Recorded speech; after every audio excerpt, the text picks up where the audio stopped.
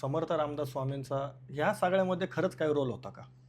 हे बघा समर्थ ज्या परंपरेतून येतात ना, त्या परंपरेचा एक नियम आहे, की तुम्ही जेवढं धर्माचं कार्य करायचं, हरिनामाच्या विस्ताराचं जेवढं कार्य करायचं, तेवढंच तुम्ही राजकीय राजकारणामध्ये, राष्ट्रीय राजकीय राजकारणामध्ये हस्तक्षेप करून पण तुम्ही राष्ट्राचं कार्य करायचं. तो त्यांच्या परंपरेचा नियम आहे. म्हणून छत्रपती शिवरायांना सुद्धा त्या परंपरेचा अभ्यास आहे. त्यामुळं शिवरायांना कुठलीच समर्थांच्या हस्तक्षेपाबद्दल त्यांचा नाकार नाहीये. त्यामुळं समर्थांचा याच्यामध्ये होता आणि जी समर्थ संप्रदायातली कागदपत्रं आपल्याला बघायला भेटतात आज. तर त्या कालखंडातली समर्थ संप्रदायातली 3 कागदपत्रं झालेली आहेत. म्हणजे एक तर अफझल समकालीन. वधानंतरचं सापडतं. अफझल खान फाडायच्या वेळेस एक आलेलं सापडतं आणि एक अफझल खान निघालाय असं एक म्हणजे ते सापडतं. समकालीनच आहेत. हां, ती समकालीन कागद आहेत. आज आपल्याला पाहायला मिळतात.